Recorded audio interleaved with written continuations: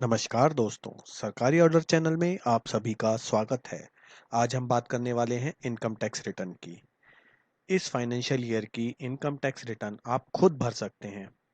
आपको उसके लिए किसी एक्सपर्ट के पास किसी सीए के पास जाने की कोई आवश्यकता नहीं है। आज की डेट में इनकम टैक्स डिपार्टमेंट ने जो प्रोसेस है बहुत सरल कर दिया है, बहुत आसान कर दिया है। आपको बहुत ही जल्दी मैं आपको समझा दूंगा कि आप किस प्रकार से अपनी इनकम टैक्स रिटर्न भर सकते हैं, भले ही आपकी income tax return old regime में हो या न्यू रिजीम में हो, या आपको किस में फ़ायदा है रिटर्न भरने का। तो सभी सवालों के जवाब आपको जैसे जैसे वीडियो आप देखते जाएंगे उसमें मिलते जाएंगे, किस प्रकार से कर सकते हैं सेविंग, किस प्रकार से दिखा सकते हैं। तो सभी सवालों के जवाब के लिए चलते हैं अपने कंप्यूटर स्क्रीन के ऊपर। सबसे पहले इनकम टैक्स रिटर्न फाइल करने के लिए हमारे को जाना पड़ेगा गवर्नमेंट ऑफ इंडिया, जो इनकम टैक्स डिपार्टमेंट है उसका ई पोर्टल है, e-portal.incometax.gov.in। इसका लिंक मैं आपसे डिस्क्रिप्शन बॉक्स में शेयर कर दूंगा। आप गूगल पे भी जाके चाहें तो आप डाल सकते हैं ई पोर्टल इनकम टैक्स। जैसे ही आप डालेंगे तो सबसे ऊपर आपको इनकम टैक्स का ये पोर्टल आ जाएगा। जैसे ही आप इस पर क्लिक करेंगे आपके सामने एक ऐसा लॉगिन पेज खुल जाएगा। यहाँ लॉगिन आपको अपना यूज़र आईडी डालना है। यूज़र आईडी में आप अपना पैन नंबर, आधार नंबर, और अगर आपने कोई यूज़र आईडी बना रखा है तो वो डाल सकते हैं, नहीं तो पैन नंबर सबसे आसान तरीका होता है लॉगिन करने के लिए। जैसे ही आप अपना पैन नंबर डालेंगे ये ब्लू हो जाएगा और आप क्लिक कर दीजिए उसके ऊपर, तो ये लॉगिन हो जाएगा। इसके बाद आपको यहाँ पे अपना पासवर्ड मांगेगा ये आपसे, तो आपको यहाँ पे अपना पासवर्ड एंटर कर देना है। और नीचे जाके ये चेक बॉक्स पे टिक नहीं होगा, इसको आपको टिक करना पड़ेगा जब आपके सामने ये खुलेगा। आप नीचे जाएंगे तो इसमें कंटिन्यू का बटन आ जाएगा। देखिए जैसे ये चेक बॉक्स हटेगा तो ये क्लिक नहीं ले रहा है। जैसे ही मैं इसे ओके करूँगा कंफर्मेशन को सिक्योर एक्सेस मैसेज के लिए डिस्प्ले करने के लिए, तभी वो उसको आगे कंटिन्यू करने देगा। कंटिन्यू का बटन दबा देंगे। कंटिन्यू करते ही आपके सामने जो मेन पोर्टल है इनकम टैक्स का वो खुल जाएगा। आपकी सारी डिटेल्स यहाँ पे आ जाएंगी। तो सबसे पहले आपको अपना जाके इनकम टैक्स डिपार्टमेंट्स का एक एआईएस होता है, एनुअल इनकम स्टेटमेंट, तो वो आप जरूर चेक कर लीजिए। अभी तक हम 26 एएस को ही केवल देखते थे, तो हमें 26 एएस भी देख लेना है, साथ में एआईएस भी देखना है। तो एआईएस के लिए हमें कहाँ जाना होगा? सर्विस पे जाना होगा। सर्विस पे जाके जैसे ही आप नीचे देखेंगे तो ये एनुअल इंफॉर्मेशन स्टेटमेंट आ जाएगी, एआईएस। इस पे आप क्लिक करेंगे तो इसके अंदर एक प्रोसेस होता है टीआईएस, टैक्स इंफॉर्मेशन। तो आपको वो चेक करना होगा, ये अलग पोर्टल पे ले जाएगा आपको, आपको अलग से खोल के दिखाएगा इंस्ट्रक्शन एआईएस की। जैसे ही आप एआईएस क्लिक करेंगे तो ये आ जाएगा tax payer information summary, TIS. तो जैसे ही आप टीआईएस पे क्लिक करेंगे आपकी डिटेल्स आ जाएंगी, आपका पैन नंबर, आपका आधार नंबर, आपका नाम, डेट ऑफ बर्थ। अब देखिए यहाँ पे आपकी कितनी सैलरी आ रही है, इनकी जो इनकी सैलरी आ रही है वो यहाँ पे शो हो रही है। उसके बाद इनका इंटरेस्ट अगर कोई आया हुआ है तो इंटरेस्ट शो हो रहा है, फॉरेन रिडीम्पशन है तो वो भी शो हो जाएगी। इसके अलावा आपने कोई शेयर्स वगैरह बेचे हैं, खरीदे हैं, तो उसकी भी इंफॉर्मेशन इस पे आ जाएगी। तो इस प्रकार से आपकी सारी इंफॉर्मेशन इस पे आती रहेगी। और आपको करना क्या है, यहाँ से अपनी पूरी इंफॉर्मेशन ले लेनी है, लिख लेनी है अपने पास। वैसे अगर आप नहीं भी लिखते हैं तो भी आपको ये इंफॉर्मेशन दिखाई देगी। इसके अलावा 26 एएस में हमें जाना होता है। 26 एएस में जाने का प्रोसेस है, इनकम टैक्स रिटर्न ई फाइल में जाएंगे, इनकम टैक्स रिटर्न्स में जाएंगे, व्यू फॉर्म 26 एएस। पहले ये बहुत इंपॉर्टेंट होता था, बट आज की डेट में एआईएस में आपको सारी इन्फॉर्मेशन मिल जाएगी, तो आपको इसको देखने की आइडियली इतनी रिक्वायरमेंट नहीं रहती है। इसमें आई एग्री करके प्रोसेस करेंगे, अलग पोर्टल खुला है। इस पे view form 26 as annual statement पे क्लिक करेंगे, स्टेटमेंट पे जाएंगे। स्टेटमेंट हम ले लेंगे 23-24। असेसमेंट ईयर और फाइनेंशियल ईयर में क्या डिफरेंस होता है उसके लिए सेपरेट वीडियो बनी हुई है। सब छोटी छोटी जो आपकी क्वेरीज हो सकती हैं उसके लिए सेपरेट वीडियोस मैंने बना रखी है, किस प्रकार से लॉगिन बनेगा, असेसमेंट ईयर कैसे होता है, तो उसके लिए आप मेरी सेपरेट वीडियोस देख सकते हैं। एक ही वीडियो में सब डालूंगा तो काफ़ी लंबा हो जाएगा ये। तो इस पे जाके आपने डाउनलोड पे क्लिक करना है। जैसे ही आप डाउनलोड पे क्लिक करते हैं, मैंने HTML व्यू किया है ताकि मैं यहीं आपको दिखा पाऊँ, तो यहाँ पे भी आपको वो सारी स्टेटमेंट आ जाएगी। पर देखिए उसमें थोड़ा बहुत कुछ छूट सकता है, जैसे इनकम टैक्स रिडिम्पशन जो थी, फॉरेन रिटर्मिशन वगैरह इसमें नहीं आ रही है। तो जो जो इन्फॉर्मेशन यहाँ है वो सारी आप यहाँ से देख सकते हैं, डाउनलोड कर सकते हैं और अपने पास रख भी सकते हैं। अब हम चलते हैं, ये सब जब हम देख लेते हैं, हमारी टोटल इनकम हमारे को पता चल जाती है, तो हमें इनकम टैक्स रिटर्न भरनी है। तो इनकम टैक्स रिटर्न जैसा कि आप लोग जानते हैं, इनकम टैक्स रिटर्न भरने के लिए अलग अलग काफ़ी सारे फॉर्म्स होते हैं। तो हम वापस आ जाते हैं अपने इनकम टैक्स के पोर्टल पे। तो एक सेकंड। तो इनकम टैक्स का पोर्टल हमारा जो लॉगिन करने के बाद खुला था ये वो है। अब यहाँ से इनकम टैक्स पे जाते हैं, व्यू इनकम टैक्स 26 AS हम कर चुके हैं ऑलरेडी। अब हमें क्या करना है, इनकम टैक्स ये डैशबोर्ड पे चला जाता हूँ मैं, जो आपके सामने मेन पेज आपका खुलता है वो खुल जाएगा। यहाँ पे थोड़ा समय लग रहा है। अगर यहाँ से नहीं खुलता है तो आप यहाँ से ई फाइलिंग में जाएंगे, इनकम टैक्स रिटर्न्स में जाएंगे, फाइल इनकम टैक्स रिटर्न पे क्लिक करेंगे। जैसे ही आप क्लिक करेंगे आपके सामने ऑप्शन दे देगा ITR 1 और ITR, पहले करंट फाइनेंशियल ईयर आपने देखा, ये एकेडमी असेसमेंट ईयर है, सॉरी माफ कीजिएगा, ये असेसमेंट ईयर है 23-24। असेसमेंट ईयर फाइनेंशियल ईयर से अगला ईयर होता है जिस साल में आपको असेस किया जाता है, जो फाइनेंशियल ईयर, यानी कि हम इस साल जो रिटर्न भर रहे हैं ये 22 और 23 फाइनेंशियल ईयर की भर रहे हैं, उसका असेसमेंट ईयर 23-24 होता है। मैं प्रेफर करूंगा आप ऑनलाइन मोड को ले, ऑफलाइन मोड में भी आप कर सकते हैं। ऑफलाइन मोड के लिए मैं सेपरेट वीडियो बना दूंगा, और उसमें आपको यूटिलिटी डाउनलोड करनी पड़ती है, एक्सेल यूटिलिटी, और उसके बाद होता है। नीचे जाएंगे, जैसे ही आप ऑनलाइन मोड करते हैं कंटिन्यू का बटन आ जाएगा, कंटिन्यू कर लीजिए। कंटिन्यू करने के बाद आपके सामने ये no save draft income tax start new, यहाँ पे आपको कोई, अगर आपने पहले से रिटर्न फाइल कर रखी हो, फाइल प्रोसेस शुरू किया होता और बीच में रह गया होता, तो यहाँ से आपको, यहाँ पे आपको जो प्रोसेस बीच में छूटा हुआ है वो यहाँ पे दिखाएगा कि आपने रिटर्न फाइल कर रखी है, वहां से कर सकते हैं।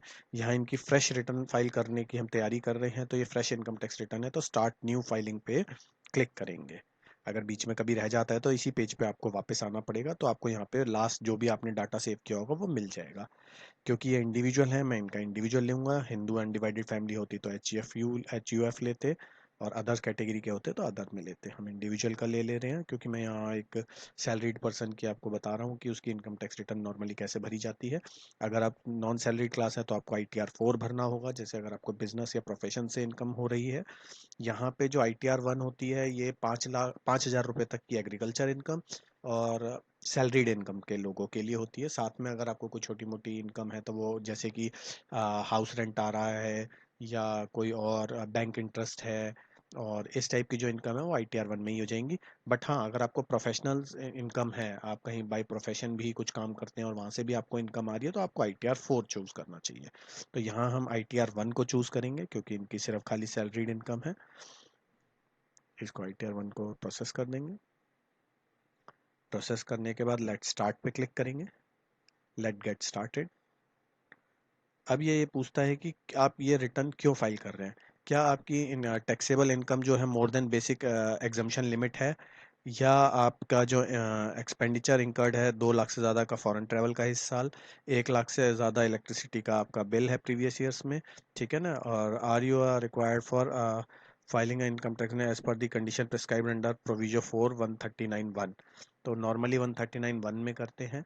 और इसके अलावा दूसरी ऑप्शन अदर होती है, अगर आपको नहीं समझ आ रहा है, नहीं पता चल रहा है आपको किस में करनी है, तो आप यहाँ से अदर के ऑप्शन भी चूज कर सकते हैं। अदर करते हैं, यहाँ से आपको कंटिन्यू करना होता है, नहीं तो 139(1) चूज करके आप जा सकते हैं, या आपसे जो भी रिलेवेंट इंफॉर्मेशन है उसको आप चूज कर सकते हैं।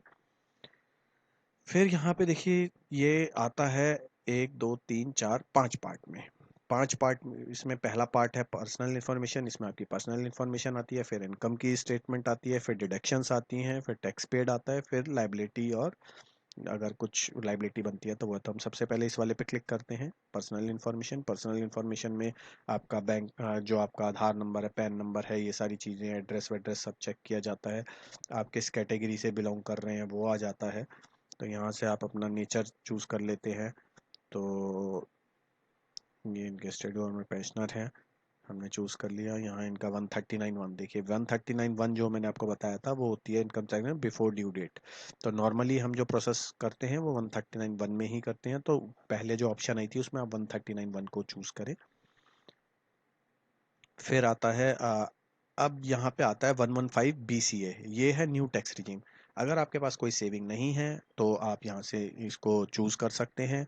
आपको ओल्ड टैक्स रिजीम में फ़ायदा है या न्यू टैक्स रिजीम में, तो उसके लिए मेरी एक सेपरेट वीडियो बनी हुई है, old tax regime versus new tax regime, उसमें कैलकुलेटर भी आपको दिया हुआ है फ्री ऑफ कॉस्ट। आप वहाँ से जाके चेक कर सकते हैं कि आपको फ़ायदा न्यू रिजीम में इनकम टैक्स रिटर्न भरने में है या ओल्ड रिजीम में। तो जिसमें आपको बेनिफिट हो आप वो यहाँ से चूज़ कर सकते हैं। इनके पास कोई सेविंग नहीं है। तो मैं यहाँ से न्यू टैक्स रिजीम वाला प्रोसेस कर रहा हूँ।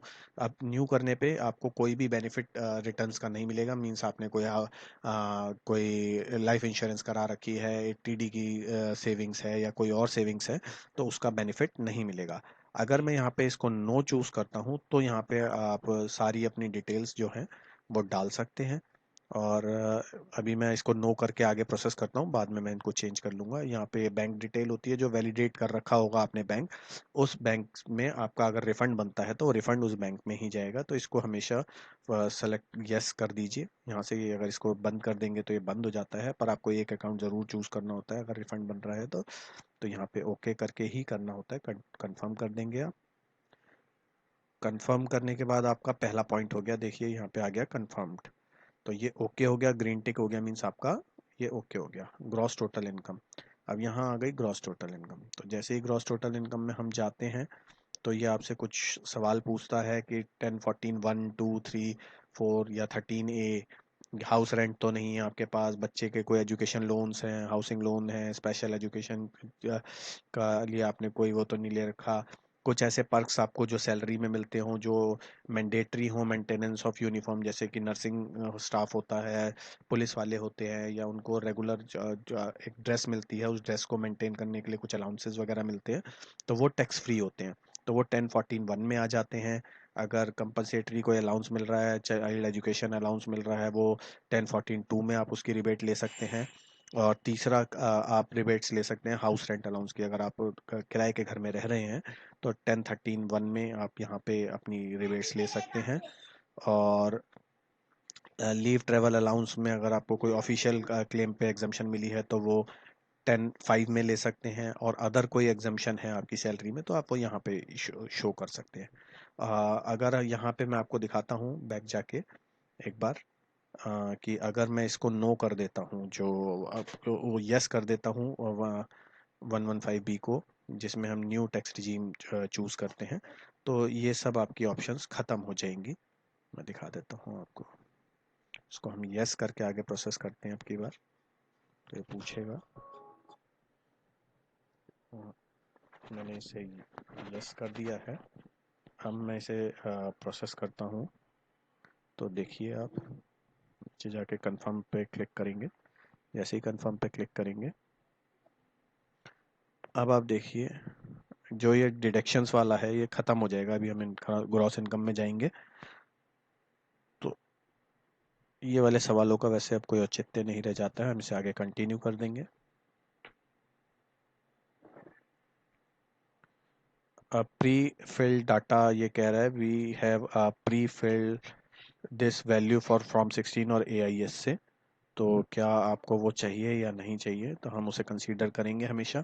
यहाँ आपकी टोटल ग्रॉस इनकम वगैरह आ जाएगी। अगर वो मैच नहीं कर रही है तो यहाँ से आप मैन्युअली जाके उसको चेंज भी कर सकते हैं। एडिट का बटन है, एडिट करके यहाँ पे आप उसको एडिट कर सकते हैं। ये देखिए एडिट का ऑप्शन आ गया है, और इसको एडिट करके आप यहाँ पे जो आपकी फिगर आपको पता है वो सही है। अगर आपकी जो AIS की इंफॉर्मेशन और आपकी सैलरी की इंफॉर्मेशन मैच नहीं कर रही है तो मैं आपसे रिक्वेस्ट करूंगा कि आप अपने अकाउंट सेक्शन से जाके बात करें और उनको बोलें कि ये मैच नहीं हो रही है, क्योंकि वहाँ पे डाटा बिल्कुल सेम ही होना चाहिए। वरना जब आप प्रोसेस करेंगे आपको एक एरर शो करेगा कि भाई आप अपने फॉर्म 16 से अलग ये वैल्यू दे रहे हैं, तो क्या आप एग्री करते हैं इस चीज़ से या नहीं करते हैं। तो वो लगभग सेम ही होनी चाहिए क्योंकि वो मैंडेटरी है। तो आपको ये कर लेना है। और इसको करने के बाद जब आपका ये प्रोसेस हो जाए,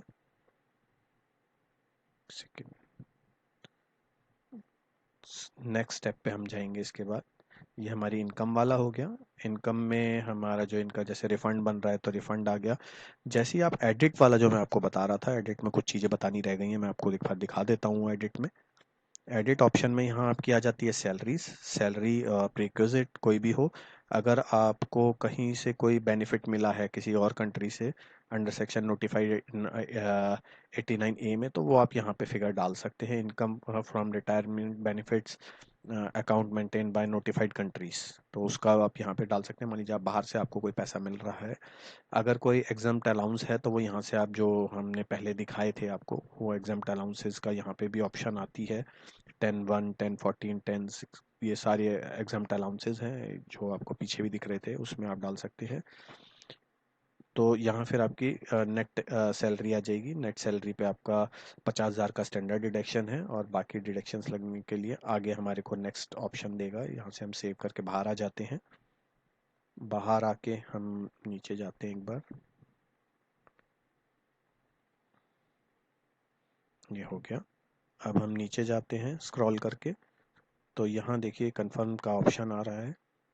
अभी आपको घबराने की जरूरत नहीं है। अगर आपसे यहाँ पे कहीं भी कोई गलती हो जाती है तो आप पे बैक जाने के ऑप्शंस हमेशा अवेलेबल है, आप बाद में भी भर सकते हैं बीच में। एक आप चीज़ देख रहे होंगे, सेशन टाइम चल रहा है 29 मिनट। जब भी आप क्लिक करते हैं उसके बाद 29 मिनट तक ये लॉगिन रहता है। अगर उससे ज़्यादा आप आइडियली इसे क्लिक नहीं करेंगे कुछ भी, तो ये लॉग आउट हो जाएगा। अब आ जाती हैं डिडक्शंस। डिडक्शंस होती हैं हमारी, अगर अपने हेल्थ इंश्योरेंस, कोई 80G और इस प्रकार की कोई भी आपकी डिडक्शंस हो तो वो आप यहाँ पे दे सकते हैं। ठीक है ना, कोई डोनेशन दी हो 80G में तो वो यहाँ आ जाती है। उसके अलावा 80C आपका PPF का फंड हो गया, लाइफ इंश्योरेंस का हो गया, फिक्स डिपॉजिट 5 साल से अबव की जो टैक्स सेविंग फिक्स डिपॉजिट होते हैं, मेडिकल एक्सपेंस हो गए 80D के अंदर। इस टाइप के जो बहुत सारी 80TTA में जो आपका बैंक इंटरेस्ट आता है उस पर मैक्सिमम 10,000 रुपये की सेविंग यहाँ आपको मिलती है। सीनियर सिटीजन्स के लिए वो ज़्यादा होती है। अगर आपकी है तो यहाँ से येस और नो में आप चूज़ कर सकते हैं। जैसे येस और नो आपने बस यहाँ करना है, और उसके बाद आप जा सकते हैं, कंटिन्यू का बटन दबाएंगे। कंटिन्यू का बटन दबाने के बाद आपके सामने एक और पेज खुलेगा जहाँ पे आपको ये इनके अमाउंट डालने होंगे। जो भी आपकी सेविंग्स आप बता रहे थे, वो सेविंग्स क्या क्या हैं वो यहाँ पे आ जाएंगी, और यहाँ आप ऐड कर सकते हैं। थोड़ा इंटरनेट शायद स्लो चल रहा है या वेबसाइट स्लो लग रही है मुझे, तो इस वजह से थोड़ा समय लग रहा है। ये आपके सामने खुल गया। अब आप यहाँ से ऑप्शंस हैं अलग अलग जो आप चूज़ कर सकते हैं। 80CCD2 कंट्रीब्यूशन, जो CPF होता है, कंट्रीब्यूशन होता है नेशनल पेंशन स्कीम के अंदर, वो आप 50,000 रुपये का एडिशनल बेनिफिट मिलता है, वो आप यहाँ से डाल सकते हैं। 80D हेल्थ इंश्योरेंस का है तो यहाँ आप 80D डाल सकते हैं। 80G यहाँ से डाल सकते हैं। इनका 80TTA है, बाकी कोई सेविंग नहीं है तो हम 80TTA यहाँ से डालते हैं। इनका जो अमाउंट है वो 10,000 रुपये बनता है, क्योंकि 10,000 से ज़्यादा की सेविंग्स का बेनिफिट नहीं मिलेगा, यहाँ मैक्सिमम 10,000 का मिल सकता है। तो यहाँ पे देखिए जैसे ही मैंने इसको डाला, more than 80 TTA is a more than deduction value provided by the employer verifier. तो ये आपको इस टाइप का एरर देगा अगर आपके इस फॉर्म 16 से कोई भी इंफॉर्मेशन मैच नहीं हो रही होगी। हम ऐड करते हैं। अब हम आगे बढ़ते हैं इसी प्रकार से। आपकी जो जो सेविंग्स है आप उसे यहाँ पे डाल सकते हैं इसी प्रकार से। 80D में भी डाल सकते हैं, 80G में। 80G में अगर आप डाल रहे हैं तो आपको उनका पैन नंबर और कितने परसेंट में, 50%, 100%, किस कैटेगरी में उनकी एप्लीकेबल है वो आ जाएगा। क्योंकि कुछ NGOs को जो आप पैसा देते हैं वो 50% होता है, कुछ NGOs जो गवर्नमेंट की हैं उनमें से 100% होता है। नोटिफाइड होता है वो, आपको लिखा हुआ भी मिल जाएगा उनके अंदर ऑलरेडी, वहाँ से आप डाल सकते हैं। अब आ गए हम आगे। देखिए अब हमारे तीन हो गए हैं। पर्सनल इन्फॉर्मेशन, ग्रॉस इनकम हमने डाल दी, डिडक्शंस हमने बता दी। अब टैक्स पेबल कितना है, तो यहाँ आ जाएगा जो टोटल टैक्स पेबल है आ रहा है। तो यहाँ इनका TDS ऑलरेडी कटा हुआ है 50,000 रुपीज़, जबकि इनका टैक्स कुछ नहीं बन रहा है। तो TDS का ऑलरेडी हमने जो AIS और 26AS में देखा था, वहाँ से ये टैली हो रहा है। और अब हम इसको क्या करेंगे, जाके नीचे कंफर्म में जाएंगे। अभी आप इस चीज़ पे मत जाइएगा कि वहाँ पे 3 लाख समथिंग आ रहा था और 475 यहाँ आ रहा है। इसको मैं चेंज कर दूंगा बाद में। टोटल ग्रॉस इनकम ये आपको दिखाने के लिए है, क्योंकि यहाँ ये जो इनकम है ऑलरेडी कम दिख रही है, ये ज़्यादा है इनकी, 4 लाख समथिंग तो इनकी पेंशन ही है। तो ये अमाउंट ज़्यादा हो जाएगा, वो मैं बाद में कर दूंगा। वो आप अपने 26AS या AIS से देख के एग्जैक्ट अमाउंट एक बार मैनुअली चाहे लिख लीजिएगा और फिर डालिएगा। कई बार इसमें दिखा तो रहा होता है, बट जब डाटा फैच करता है तो थोड़ा सा कुछ कम ज़्यादा हो सकता है। तो एग्जैक्ट AIS वाली इंफॉर्मेशन आपकी होनी चाहिए, क्योंकि वो आपको वरना बाद में प्रॉब्लम होगी। इसके बाद आ जाता है हमारा last part, total tax liability. Total tax liabilities में अब लाइबिलिटी हमारी जो बनेगी वो आ जाएगी। जैसे यहाँ पे ग्रॉस इनकम इतनी आ रही है इनकी, टोटल टैक्स कितना आ रहा है, और यहाँ पे इंटरेस्ट और ये पूरा आ गया 000। हम इसे कंफर्म कर देंगे। अब हम ये देखेंगे कि हमारा एक्चुअली लाइबिलिटी बन रही है या क्या बन रहा है। तो यहाँ पे हमारे को या तो ये रिफंड बना के देगा या आगे ये देखिए जैसे ही मैंने इसे नेक्स्ट पे क्लिक किया तो अभी ये मुझे बताएगा कि अगर मेरा टैक्स बन रहा होता तो ये कहता कि भाई आप टैक्स जमा कराइए और फिर आप इसे प्रोसेस कीजिए, और अगर आपका रिफ़ंड बन रहा होगा तो यहाँ पे रिफ़ंड अमाउंट दिखा रहा है तो रिफ़ंड आ जाएगा। अब इसको आप आगे प्रीव्यू कर सकते हैं, प्रीव्यू रिटर्न करेंगे। प्रीव्यू रिटर्न करने के बाद आपसे ये वेरिफिकेशन मांगेगा कि आप ये रिटर्न फाइल कर रहे हैं, कौन कर रहा है, किस डेट पे कर रहा है, किस कंप्यूटर से कर रहा है।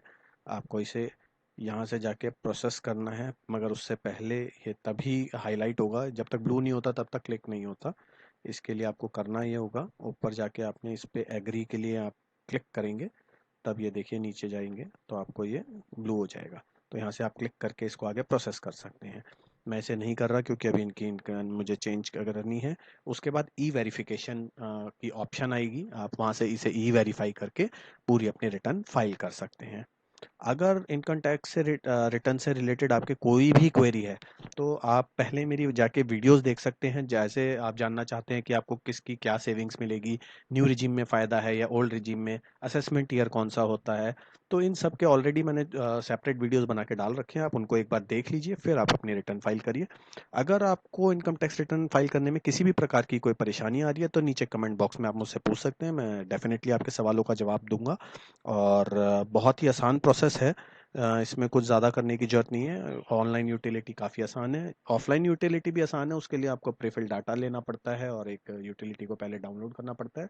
उसकी मैं एक सेपरेट वीडियो डाल दे रहा हूँ, आप उसको भी देख सकते हैं। ऑफलाइन मोड में भी आप करके डाटा पहले रेडी करके फिर आप डाल सकते हैं।